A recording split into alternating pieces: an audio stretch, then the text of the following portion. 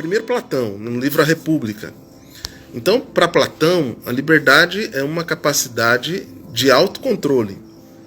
O ser humano livre, ele é capaz de autodominar, de autodomínio.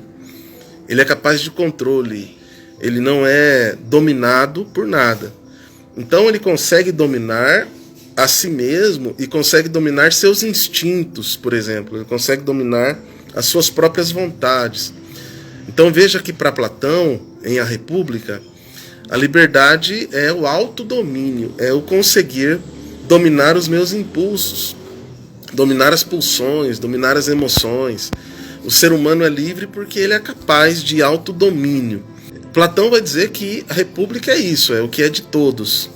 É o comum, o coletivo, né? Então tudo é de todos numa república. Todo mundo é dono daquele espaço. Então, para você ser dono desse espaço, você precisa decidir viver coletivamente. E ao viver coletivamente, você abre mão de determinadas individualidades. Essa é a tese geral do livro do Platão, A República. Para viver coletivamente, para ser dono comum de alguma coisa, para viver numa república onde tudo é de todos, você abre mão de certas vontades individuais para você poder viver em coletividade. Então, a liberdade é exatamente a capacidade de viver coletivamente e de construir ali objetivos comuns, de ter partilhas comuns, de ter coletividades, de ter alvos comuns, de ter propósitos comuns, de viver em sociedade. E assim nasce a noção republicana, a noção de república, a partir da noção de liberdade. Já o Santo Agostinho, no próprio livre-arbítrio, é o livro dele, O Livre-Arbítrio, ele trabalha a noção de liberdade, que aí já é diferente. É a noção de livre-arbítrio, que não é liberdade. Né? Liberdade é uma coisa, livre-arbítrio é outra. O livre-arbítrio, em Santo Agostinho, é muito mais moral e religiosa. Então, é a possibilidade de fazer escolhas morais e religiosas. Santo Agostinho trabalha essa impossibilidade do ser humano fazer escolhas morais e religiosas livres, partindo do ponto de vista que a moralidade, a religiosidade é algo que necessariamente é natural ao ser humano e a natureza humana impõe uma percepção moral e religiosa. Então é impossível ao homem não ser moral e não ser religioso. No entanto, as escolhas que esse indivíduo faz, morais e religiosas, elas são escolhas sempre inclinadas para a pior moral e para a pior construção da religião. É uma religião baseada no egoísmo, no orgulho, na vaidade, e é uma moralidade também baseada em algo que não é necessariamente bom, uma moralidade obscura. Então veja que a noção de livre-arbítrio ela é muito mais designada para uma questão religiosa, para uma questão moral. Enquanto em Platão, a noção de liberdade é muito mais do indivíduo capaz de autogovernar-se a fim de viver em coletividade.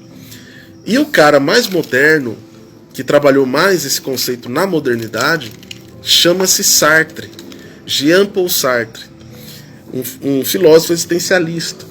Ele vai dizer que liberdade é a possibilidade de fazer escolhas. A liberdade, portanto, são as escolhas. Nós somos livres porque somos capazes de escolher, de fazer escolhas. A questão para Sartre é que dentro do nosso universo de escolhas existe um limite. Nós não somos capazes de fazer qualquer escolha. Nós somos limitados. Essa limitação também está relacionada às escolhas. Nós não podemos fazer qualquer escolha. A gente não pode, por exemplo, voar. Nós não podemos, por exemplo, deixar de gostar de alguma coisa.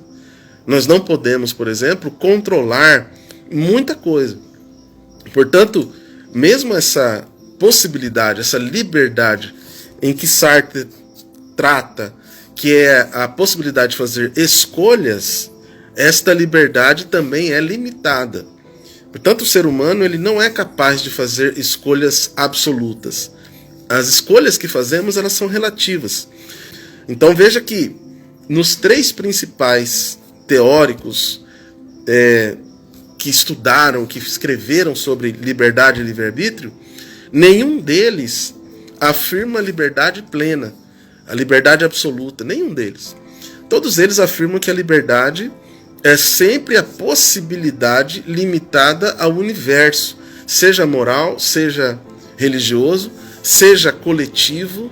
Então as minhas escolhas elas alcançam somente aquilo que está dentro do meu limite, quando eu não entro no espaço do outro.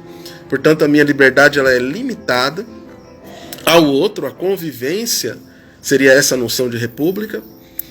Por outro lado, do ponto de vista moral e religioso, a liberdade, o livre-arbítrio, ele não existe, porque eu não posso escolher pelo sumo bônus, pelo sumo bem, como dizia Santo Agostinho.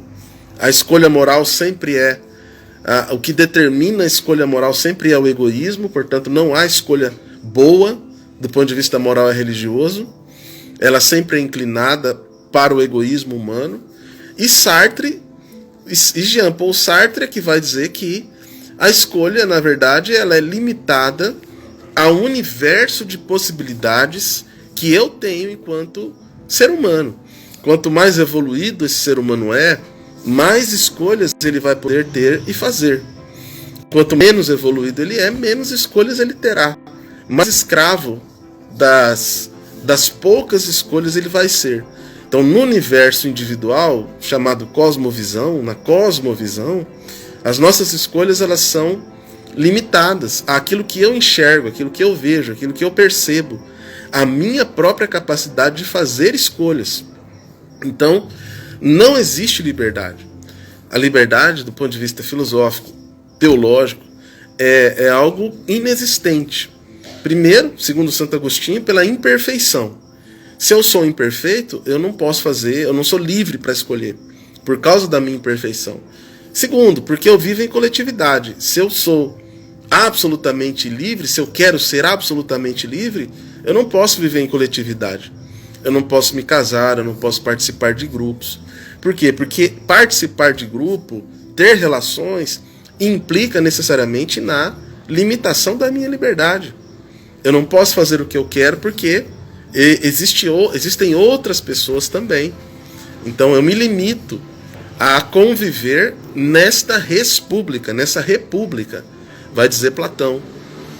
E, finalmente, em Jean-Paul Sartre, é que esta liberdade se torna a antítese do determinismo. Eu sou livre porque nada determina o que eu sou. Eu sou livre porque ninguém pode dizer ou ninguém pode me obrigar a ser. Então esses 3 caras, Platão, Santo Agostinho e Jean-Paul Sartre, são caras maravilhosos que trabalham a questão da liberdade. E todos eles tratam o mesmo ponto de vista. Mesmo dentro das nossas limitações de escolha, nós sempre podemos fazer as melhores escolhas.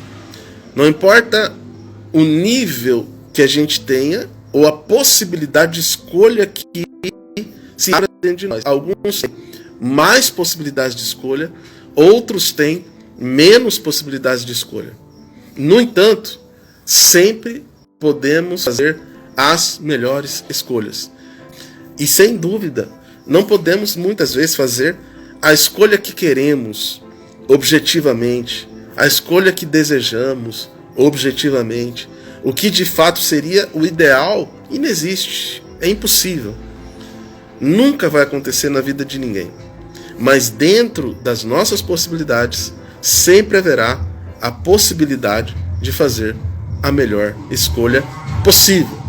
Então não existe a melhor, existe o possível. A melhor escolha possível.